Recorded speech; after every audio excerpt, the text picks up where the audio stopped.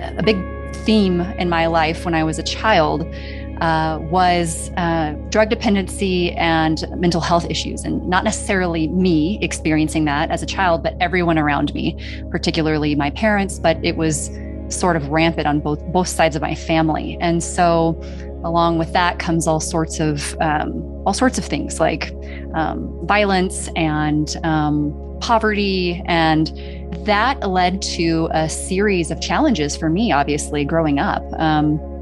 From like 10 years old until the end of high school, I moved around from friend to family member maybe 10 plus times. So different schools, different family arrangements. So needless to say, in order to keep a house over my head and be liked and all of these things, I needed to fit in. So growing up, I really didn't have a sense of self because I was just whoever everyone needed me to be so that I would be okay, right? I would sort of slide on by in life. But it really wasn't until several years ago where I really started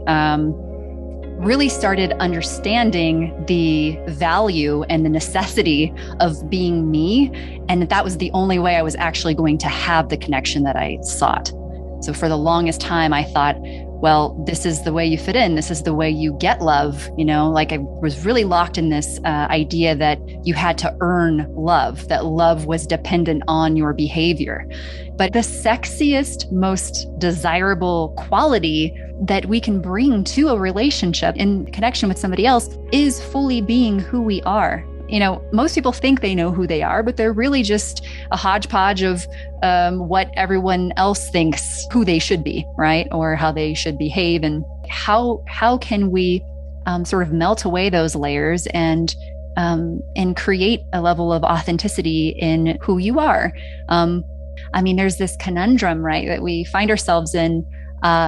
We want to be seen and met, but then we don't allow ourselves to be seen. So how could we be met? And so I'd love to share with you a little skill to be more vulnerable with someone that you love.